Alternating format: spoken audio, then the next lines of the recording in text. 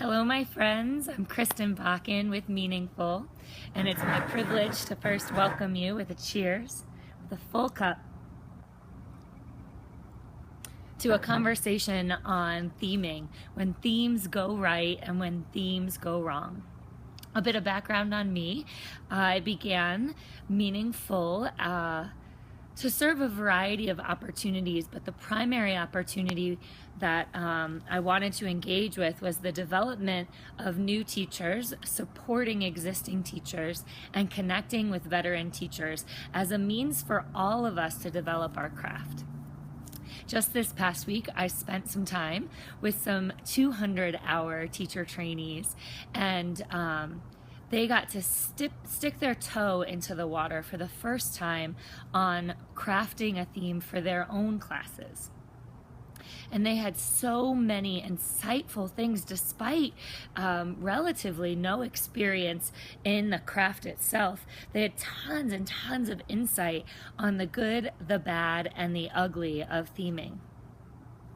So today what I'll do is I'll cover some common, exciting areas of strength for theming, some areas of challenge, and then provide a few strategies that you could use as a teacher of yoga when you go to theme.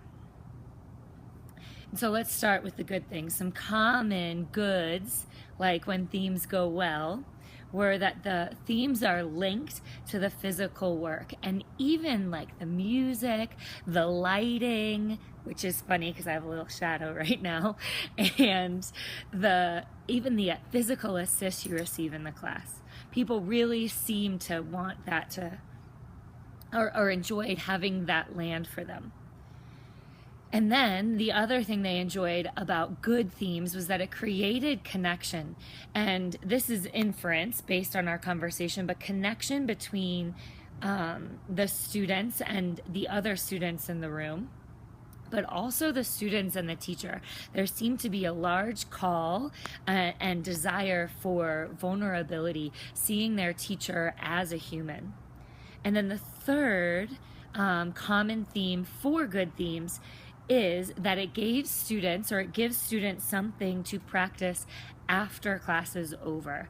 That not only are we there to spend time together for 60 minutes in dancer's pose, but that following that there was a reason we practiced dancers, and that weaved in thread continues after class is over. Well, that's the good. So now here's the bad and the ugly. There were 3 challenges that these brand new teachers articulated, and let me just share that it's not the brand new teachers alone that are articulating this challenge, but in fact I've heard this over and over again. I remember the first time a teacher shared it with me. And so these 3 challenges to theming are, the first one being too much ego.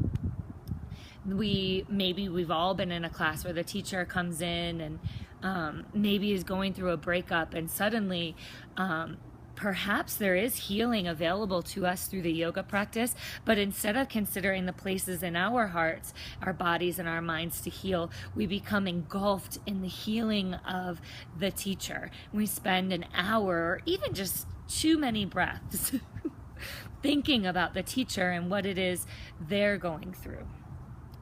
Challenge number 2 is too much talking. I feel like this really lands mostly on the front end of class, but I find that teachers and students alike do enjoy some silence throughout. And so we've all been there. I've been there. I've delivered it, quite frankly, that we've got 60 minutes together and it takes me 6 minutes to tell my story, to link it to the practice, and to get them into child's pose or down dog. That's too much talking, in the opinion of not just me, but teachers and students alike. And then the third challenge is that a teacher shares too many ideas. It feels like, I always say it's like the shitter book. Oh man, now I'm cursing in my little video. But like, you're on the toilet and you pick up the book beside it, and it's like 365 days of yoga themes. And so you open it up and it's like the teacher throughout the class is just reading from random pages. Like, root down, rise up, and then 5 minutes later, you move forward from the strength of what's behind you, and then 5 minutes later, it's another theme. And rather than it being clear and concise, it's just sort of like a pocket diary of yoga isms. And so here are some strategies I would love to offer you for becoming that which we've celebrated inside of this video, but also overcoming that which we realize might not be doing us justice. So my first strategy is when you do the work, and I am a firm believer in doing the work ahead of time, planning your class, allowing yourself to invest in that which you're about to offer. The first strategy is to consider a theme and to name it. And so, like, for me, it would be easy to come in. Even this week, I was like, that we're going to follow our hearts, we're going to move forward with courage and take a leap of faith. Well, those are 3 themes. And so my job as a yoga teacher and your job as a yoga teacher, first and foremost, is to name the theme. And so rather than all of that, I boiled it down to courage. I named the theme. I named it in one word, but you of course can name it in one phrase, but avoid it being some really big, long quote that could go up as your like next meme on your Instagram. One word, name it. Strategy number 2 is to open your class with a simple way we all see the need for this lesson. To avoid ego and to avoid sharing too much, once you've named your theme, mine is courage, then I want you to consider where it is that we are all familiar with, which mostly means this is it. It's in the mundane and the ordinary. I look for it in the places I go every day. I look for these lessons in nature, outdoors, or in little facts or tidbits.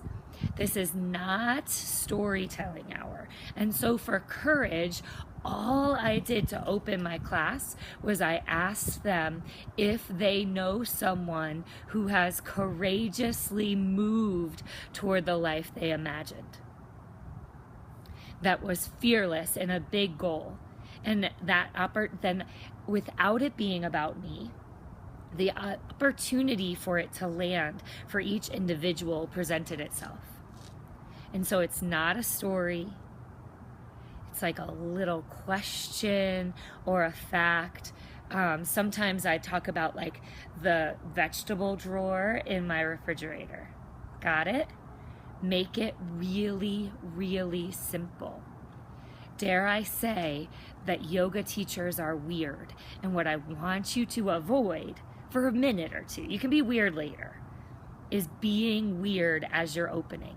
You want to make this moment where you walk in the room universal and personalizable. The other thing about it, beyond universal and personalizable, is that it needs to be completed in 90 to 120 seconds so that they're in the physical practice.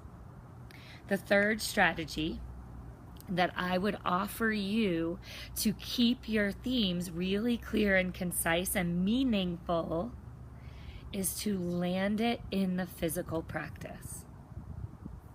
And so following my little opening question about knowing someone who is courageous that inspires you was putting them into child's pose. I put them into the practice. And for you, maybe it's seated meditation, or maybe you begin standing or in down dog, but they're in the physical practice.